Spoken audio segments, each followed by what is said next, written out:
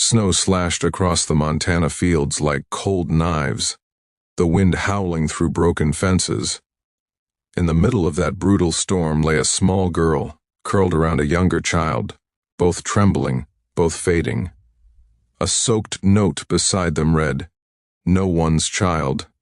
The rancher, Cole Maddox, stopped dead in his tracks.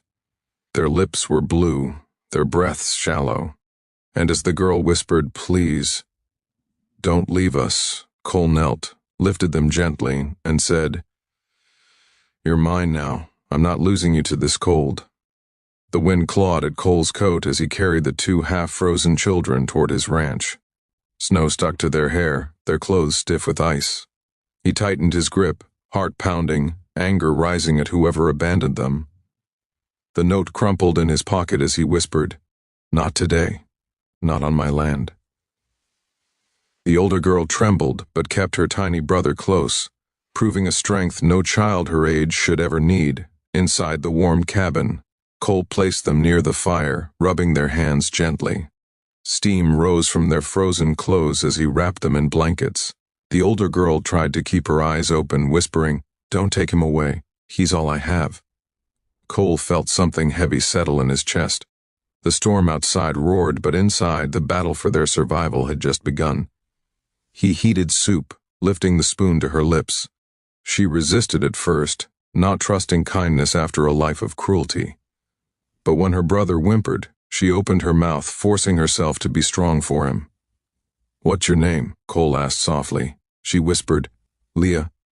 "And this is Noah." Their names felt fragile, like they could vanish if spoken too loudly.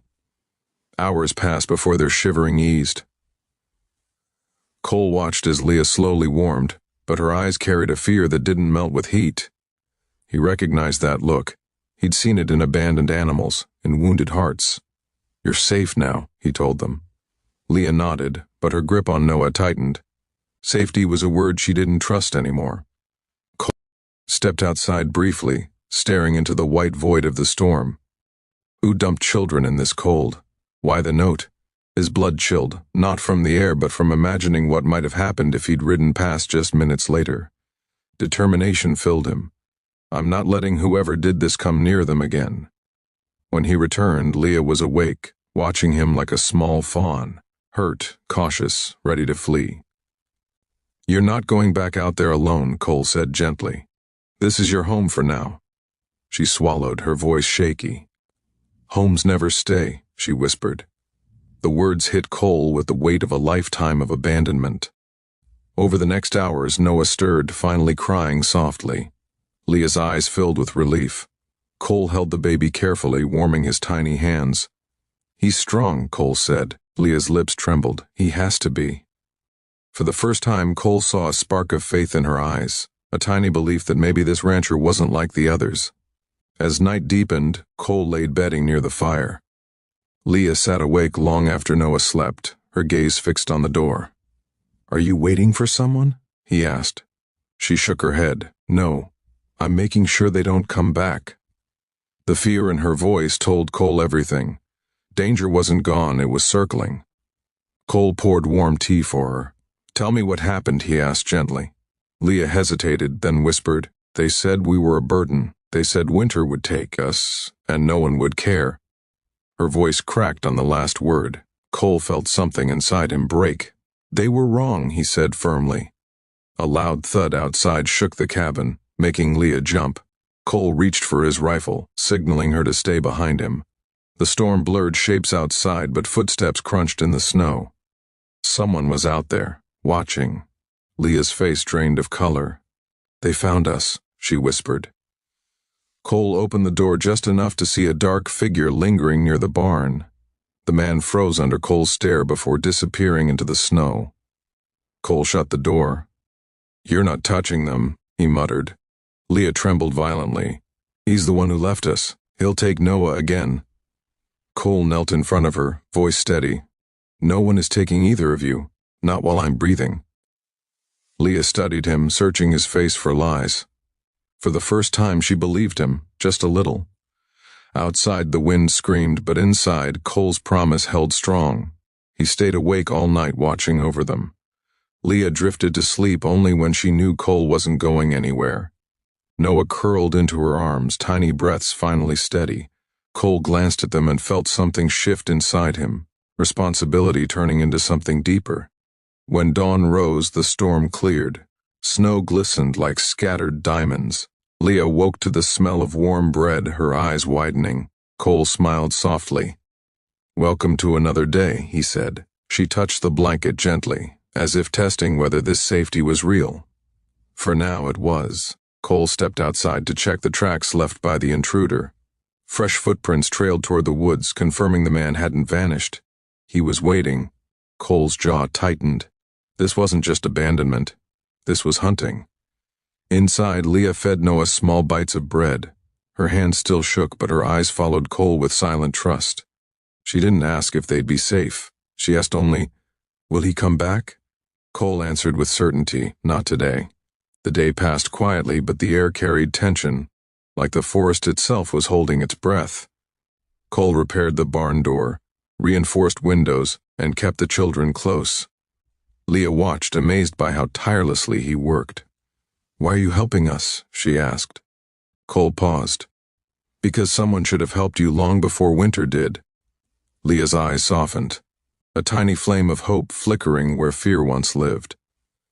Just when peace began settling over the ranch, a distant shout shattered it.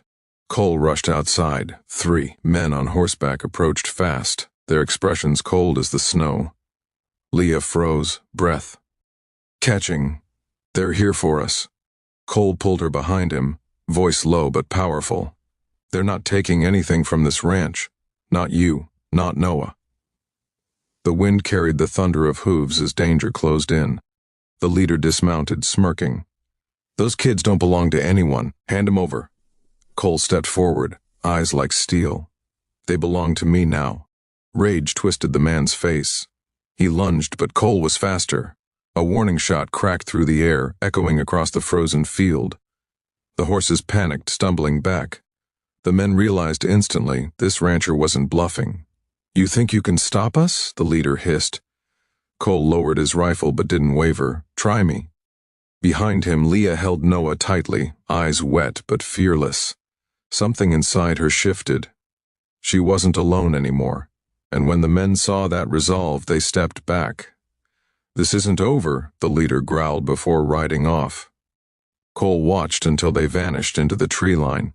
Back inside, Leah burst into tears, not from fear but overwhelming relief. She clutched Noah to her chest as Cole knelt beside them. "You didn't let them take us," she whispered. "No one takes what I protect," Cole replied softly. Leah leaned her forehead against his shoulder, allowing herself for the first time to feel safe in someone's arms. Over the next few days, the ranch transformed. Laughter replaced whispers of fear. Leah learned to help with small chores, feeding the chickens, brushing horses, her confidence growing. Noah began to crawl, giggling at everything he touched. Cole found himself smiling more than he had in years. The cabin, once quiet and lonely, now felt alive with warmth and purpose. One evening, as golden light spilled through the windows, Leah asked a question that caught Cole off guard. "Are we really staying here?" Cole looked at her, at the girl who had fought winter with nothing but courage. "If you want to," he said. She nodded slowly, eyes glistening. "I don't want Noah to be no one's child anymore." Cole's heart tightened. "He isn't, neither are you. But peace is tested." Days later, the men returned, this time at dusk, quiet, intent. Cole heard the crunch of footsteps approaching the cabin. He moved quickly, placing Leah and Noah behind a wooden chest. "Stay low," he whispered. The door rattled violently. Leah covered Noah's mouth gently, tears silently streaming. Cole stood ready, heart pounding like thunder. The door burst open. 3 men stormed inside. Cole lunged, grabbing the first one, slamming him onto the floor. A second rushed him, but Cole fought back with the force of a man defending more than himself. Leah trembled as she watched, every beat of her heart echoing with fear and hope. Then the leader grabbed her arm. "Found you," he snarled. Before he could pull her away, Cole roared, grabbing the man by the collar and throwing him down. "You're done touching these kids," he growled. A final blow ended the struggle. The men scrambled out, defeated, terrified of the rancher whose rage burned hotter than any winter storm. Cole slammed the door, chest heaving, adrenaline sharp as ice. Leah ran to him, sobbing into his coat. I thought he'd take us again." Cole wrapped his arms around her tightly, a warm shelter against the cold. "No one is ever taking you again. I promise." Her trembling slowed as she trusted that promise more than anything she'd known. Behind her, Noah crawled toward Cole and grabbed his boot, claiming him in his own tiny way. The sheriff arrived the next morning, hauling the men away. Cole signed papers declaring that Leah and Noah would remain under his guardianship until a court made it official. Leah watched anxiously from the doorway until Cole smiled and said, "You're not going anywhere." Relief and joy washed over her face as she ran into his arms, Noah squealing happily behind her. Spring warmed the ranch. Snow melted into soft green fields, birds returning with song. Cole built a small wooden sign outside the cabin. Maddox Family Ranch. Leah traced the letters with her fingers, tears shining. "Family," she whispered. Noah giggled, tugging her sleeve. Cole placed a gentle hand on their shoulders. "You're home now," he said, and for the first time in their lives the words felt true.